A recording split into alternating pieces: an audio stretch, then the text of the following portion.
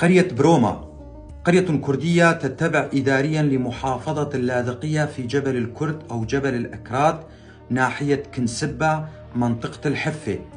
تبعد عن بلدة سلمى حوالي 5 كيلومتر. فيها برج يعود لزمن صلاح الدين الأيوبي كما يقول الكبار بالعمر والأجداد في القرية. عدد سكانها حوالي 1000 شخص، كلهم كرد لكنهم فقدوا لغتهم الكردية.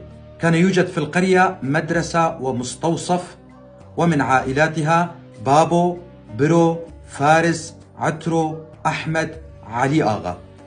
يعمل الأهالي بالزراعة، لكن القرية تدمرت بشكل شبه كامل بسبب قصف قوات الأسد لها، وأتى بعد ذلك بعدة سنين أي قبل بضعة سنوات ضربها الزلزال أيضا. أهلها مهجرون وبعضهم في المخيمات، لذلك هم بحاجة إلى مساعدة.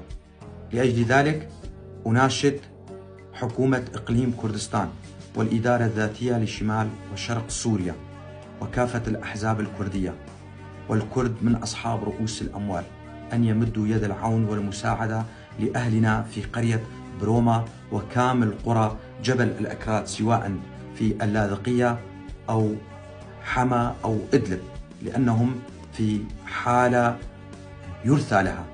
وصلتني هذه المعلومات من إحدى سيدات القرية، فلها التحية ولأصلها الطيب، وأنا ألقيها بصوتي. أنا علي عبد الله كولو، محام من منطقة درباسية. أتمنى كما يتمنى كل الكرد الناطقين بالكردية أن يتعلم أهلنا في الجبل لغتهم الكردية، وأن يعلموها لأولادهم، وأن يسموا أولادهم أبنائهم بأسام كردية، فلغتنا الكردية كبقية اللغات هدية من الله، وعلينا أن نتعلمها. دمتم أهلنا في قرية بروما.